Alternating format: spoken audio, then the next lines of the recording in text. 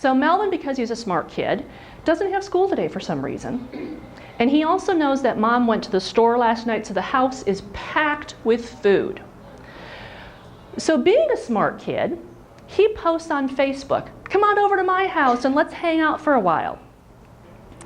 So at the end of the conference today, when you go driving home and you start driving down the street to your house, you feel the road vibrating because somebody in the neighborhood has got the bass way too loud.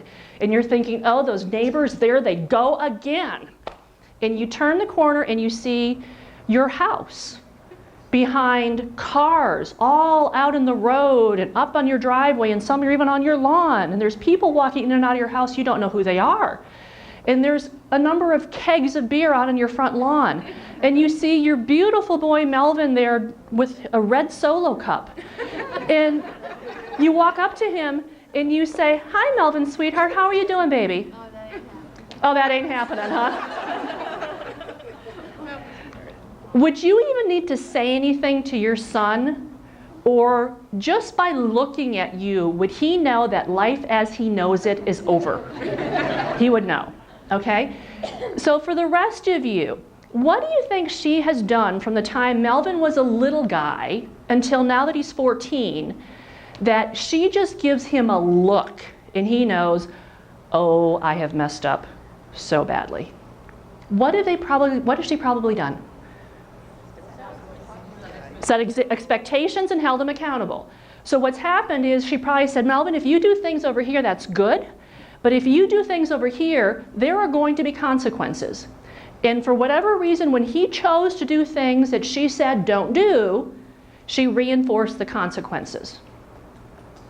So in a workplace, when your organization's values are written as behaviors, not aspirations of feeling, but are written as behaviors, they become tools for your managers to point to when employees are starting to veer off track.